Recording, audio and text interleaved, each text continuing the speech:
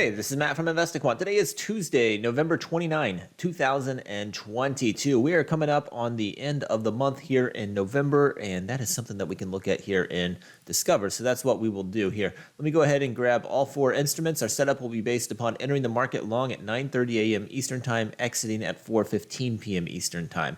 Now for this study, we're going to go to the calendar library, and we're going to select two different pieces of information from the Act of Today's section, which tells you what is true for today's session. So I'm going to go to the unique days, and I'm going to select day before last day of the month, and then I'm also going to select the month of November. So we're looking at the second to last trading day of November for this study. All right, let me click on View Results.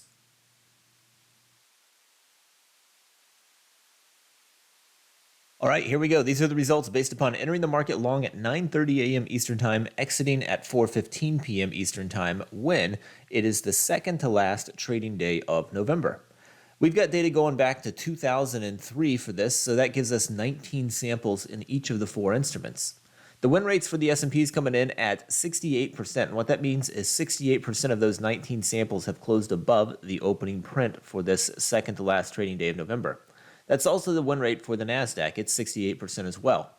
The Dow's coming in at 63%, and the Russell's coming in at 58%.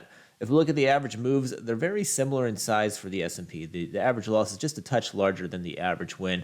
That's pretty similar in size as well for the NASDAQ, where the average loss is just a little bit larger than the average win. For the Dow, the average loss just a little bit larger than the average win, and that's also the case here for the Russell. So all four of them have average losses that are a little bit larger than the average wins, but the win rates on all of them are at least slightly favored, with the S&P and the NASDAQ being the strongest of the four at 68%. Hopefully you found that helpful. Good luck today. We will see you next time.